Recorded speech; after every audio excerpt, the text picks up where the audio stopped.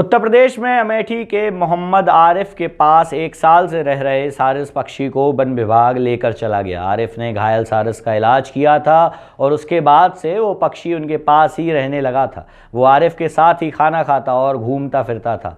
आरिफ का कहना है कि उन्होंने उस सारस को कभी कैद में रखा ही नहीं, वो एक आज़ाद पंछी था। उनका ये भी कहना है कि इससे पहले वन विभाग का कोई अधिकारी इस बारे में उनसे जानकारी लेने नहीं आया।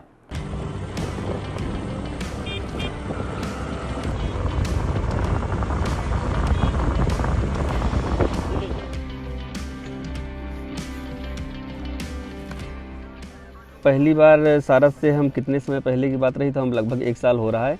उसके बाद कहाँ पे मिले थे, तो यहाँ से जहाँ हम लोग मौजूद हैं, यहाँ से लगभग 100-150 मीटर दूरी पर मेरा एक खेत है, जैसे यहाँ पे है वहाँ पे एक खेत है। तो उस खेत में हम कुछ काम करने गए थे, तो वही खेत में एक घायल अवस्था में पड़ा था, जिसका एक पैर राइट साइड वाला टूटा हुआ था, एकदम बिल्कुल टूटा हुआ था, थोड़ा सा लगा था, जिसके कारण इसको खून बहुत बह रहा था। तो इसकी हालत एकदम ख़राब सी हो गई थी। मतलब हमने देखा तो ये तो है नहीं, देखा जाके तुरंत पकड़ लिया, क्योंकि बहुत भारी पक्षी, हमको डर लग रहा था, इसका मुंह इतना बड़ा है तो कहीं काट वाट नहीं। जब उसके पास हम नज़दीक जाके देखते हैं इसको, तो एकदम लाचार पड़ा था। तो हम इसको उठा के अपने घर लेकर आए। घर लाने के बाद अपने घर में देसी उपचार जैसे होता है घर में जो हो सकता है वो उसका किया। धीरे धीरे लगभग 1 से 1.5 महीने में इसका पैर सही होने लगा। 1.5 महीने बाद अपने पैर पर एकदम खड़ा होने लगा। खड़ा होने के बाद हम सोचे जब उड़ने लगेगा तो ये चला जाएगा अपने परिवार के पास, क्योंकि जंगली पक्षी है, कहाँ रुकेगा मेरे पास, हमको क्या जानता है कौन है कैसे हैं। पर ऐसा हुआ नहीं, ये मेरे साथ ही रहने लगा। सारस और आरिफ की कहानी मीडिया में देखने के बाद समाजवादी पार्टी के नेता और राज्य के पूर्व मुख्यमंत्री अखिलेश यादव भी आरिफ के उस सारस से मिलने अमेठी पहुंच गए और उनके साथ ली गई तस्वीर भी उन्होंने साझा कर दी। वन विभाग की कार्रवाई के बाद अखिलेश यादव ने एक प्रेस कॉन्फ्रेंस की और कहा कि वन विभाग सारस को इसलिए ले गया क्योंकि उन्होंने आरिफ और सारस से मुलाकात कर ली थी, जिसके बाद इस मामले पर राज्य में सियासत तेज हो गई है। बुधवार को लखनऊ में अखिलेश यादव के साथ प्रेस कॉन्फ्रेंस में मोहम्मद आरिफ भी मौजूद रहे। अखिलेश यादव ने आरिफ के बारे में कहा, उन्होंने सारस के साथ दोस्ती निभाई और सेवा की, जिसका इससे उनका एक बड़ा विशेष मित्र बन गया।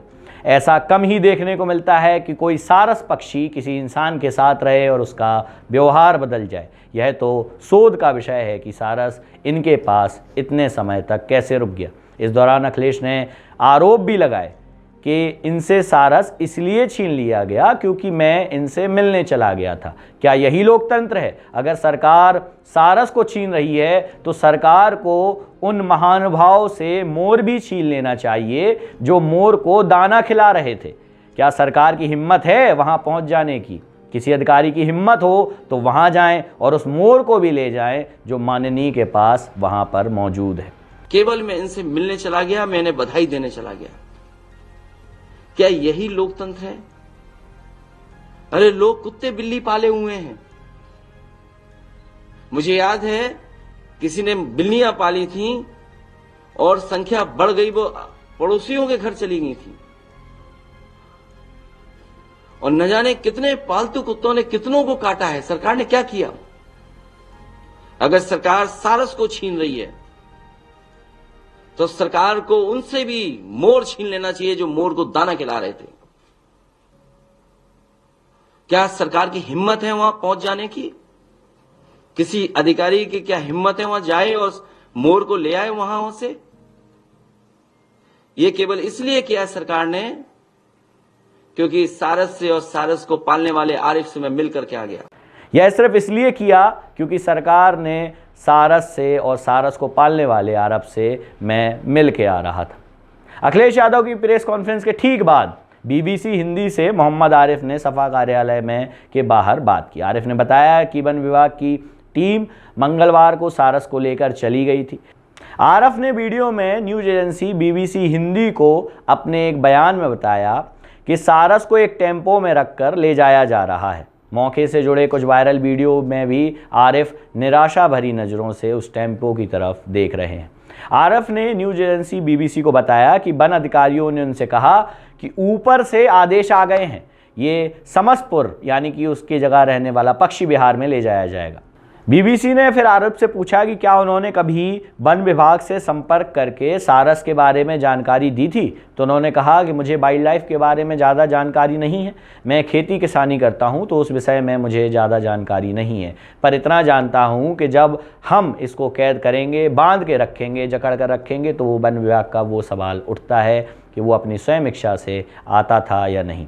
आरिफ ने माना कि सारस एक संरक्षित पक्षी है और उसे पक्षी विहार ले जाकर वन विभाग अपना काम ही कर रही है, तो फिर आरिफ को इसमें आपत्ति क्या है। इस बारे में वो कहते हैं कि हमें कोई समस्या नहीं है, हमने उसे किसी तरह से बांध के तो नहीं रखा था, कैद करके नहीं रखा था, वो खेतों में घूमता फिरता था, जहाँ जी करता था उड़ जाता था, वापस आ जाता था, ना कभी पकड़ कर रखते थे ना कभी बांध कर रखते थे। वन विभाग का वाइल्ड लाइफ का क्या नियम है हमें ज़्यादा मालूम नहीं है, बस वो लोग तो उसे ले गए।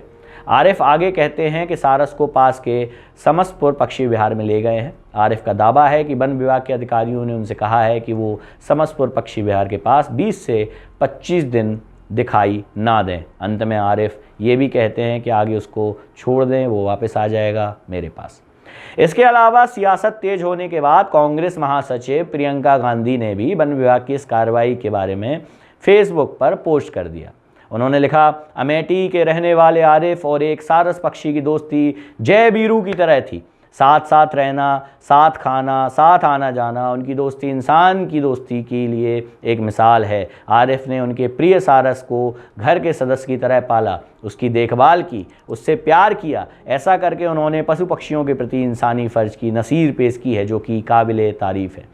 उन्होंने ऑस्कर अवार्ड पाने वाली भारत की डॉक्यूमेंट्री एलिफेंट विस्पर्स का हवाला देते हुए भी लिखा कि द एलिफेंट विस्पर्स को ऑस्कर मिला, जो एक हाथी और इंसान की संवेदनशील कहानी पर आधारित है। ये कहानियाँ हमें इसलिए भावुक करती हैं क्योंकि मनुष्य का जीवन और पर्यावरण में पाए जाने वाले जितने भी सहजीवन हैं, दोनों एक दूसरे के पूरक हैं। सरकारों का भी यही काम है कि ऐसी कहानियों से प्रेरणा लें और वन्य जीवों व इंसानों के बीच मोहब्बत भरे रिश्ते से संवेदनशीलता के मोती को चुनें। सारस पक्षी को समसपुर के पक्षी विहार में 21 मार्च को छोड़ा गया है। उन्होंने बताया कि पक्षी को खुला छोड़ दिया गया है, किसी कमरे में नहीं रखा गया है। ये भी जानकारी दी कि सारस को पक्षी विहार एसडीओ लेकर आए थे। रूपेश श्रीवास्तव ने बताया कि सारस फिलहाल पक्षी विहार परिक्षेत्र में है, अगर पक्षी यहाँ से उड़ जाता है तो क्या उसे वापस बिहार में लाया जाएगा। इस पर रूपेश श्रीवास्तव ने कहा, अगर कहीं गांव में चला जाता है या घर में चला जाता है तो उसे वापस लाया जाएगा। अधिकारियों के मुताबिक सारस अपने आप खा रहा है, लेकिन फिर भी उसे अलग से गेहूं, पानी और रोटी दी जा रही है। तो क्या आरिफ मोहम्मद समसपुर में सारस को देखने आ सकते हैं। इस पर क्षेत्रीय वन अधिकारी रूपेश श्रीवास्तव ने कहा कि हाँ, वो आ सकते हैं, टिकट लेकर देख सकते हैं, पहचान पाएंगे तो ठीक है, पहचान भी लेंगे। Wild life trust of India Samiran Singh के मुताबिक किसी भी संरक्षित पक्षी या जानवर को रखना गैरकानूनी है, उन्हें खिलाना पिलाना भी गैरकानूनी है। उन्होंने आगे इस पर कहा कि संरक्षण और करुणा दोनों अलग अलग चीज़ें हैं। आप किसी पक्षी को बचा सकते हैं, लेकिन उसके बाद आपको उसे कानूनी तौर पर सुपुर्द करना होगा। अगर ऐसा नहीं होगा तो दूसरे भी ऐसे ही पक्षियों को पाल लेंगे। समीर सैना का ये भी कहना है कि जंगली जानवरों की जंगली प्रवृत्ति होती है। तब क्या होता कि अगर वो पक्षी किसी पर हमला करता। सारस के बारे में और जानकारी देते हुए उन्होंने कहा, सारस एक राजकीय पक्षी है। सही यही होगा कि हम वेल टेनेंट्स को बचाने की कोशिश करें और पक्षी के हैबिटेट को बचाने की कोशिश करें, फिर प्रकृति अपना काम खुद कर लेगी। सारस की जितनी बड़ी चोंच होती है उतनी ही बड़ी चोंच राजनेताओं की भी होती है, और वो हर एक चीज़ में राजनीति ढूंढ ही निकालते हैं, चाहे फिर वो सारस पक्षी के उड़ने, खाने या पीने का ही मामला क्यों ना हो। हर चीज़ में राजनीति, और राजनीति में हर चीज़ को घुसाने की आदत हमारे देश में सारस पक्षी की लंबी चोंच की तरह हमारे राजनेताओं की नाक और उनकी जानकारी और कोई ना कोई राजनीतिक काम को सूंघ कर पहुँच जाने की प्रवृत्ति भी बताती है। हर चीज़ में अपनी चोंच घुसाना, यही आजकल हमारे देश की राजनीति का अहम पहलू होता चला जा रहा है।